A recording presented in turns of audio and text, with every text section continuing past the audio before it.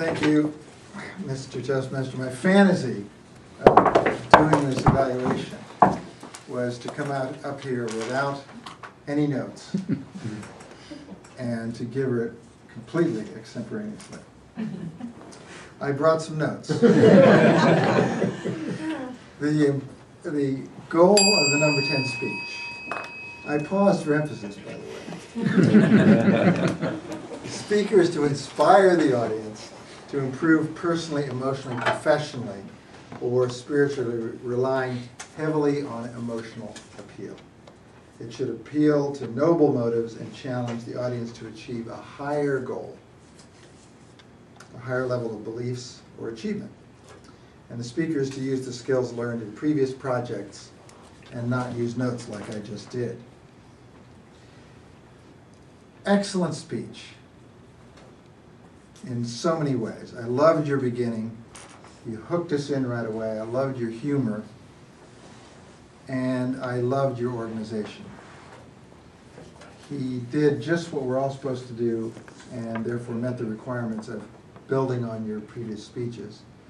He speaks logarithmically is the difference. So this is number 10 speech to the 10th power,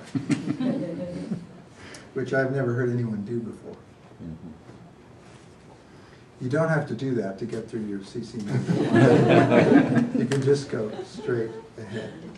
And the three things you picked out were how do you eat an elephant, a very cute way of Tony Robbins would be much more boring talking about doing one step at a time, one bite at a time. Although I was wondering whether I really wanted to eat an elephant.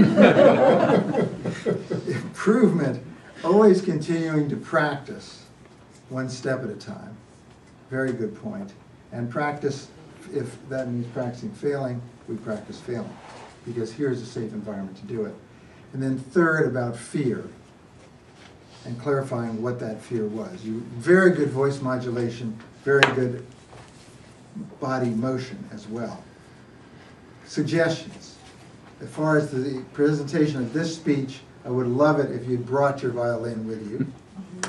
I think you could have gotten more of your point across that way, and maybe even photoshopped yourself into a rock and roll band as another suggestion for just taking it to another level, as opposed to just talking about playing the violin.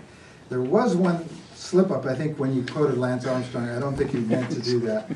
So that shows you he's not perfect yet. You know? And then finally, I would have suggested that you mention mentoring as a great way to learn, because you have mentored others, we mentor each other, and that would have been a great strength to us all breaking through these 3 points.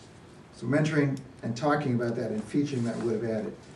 I'm looking forward to your 100th CC number 10. Thank you, Mr. Toastmaster.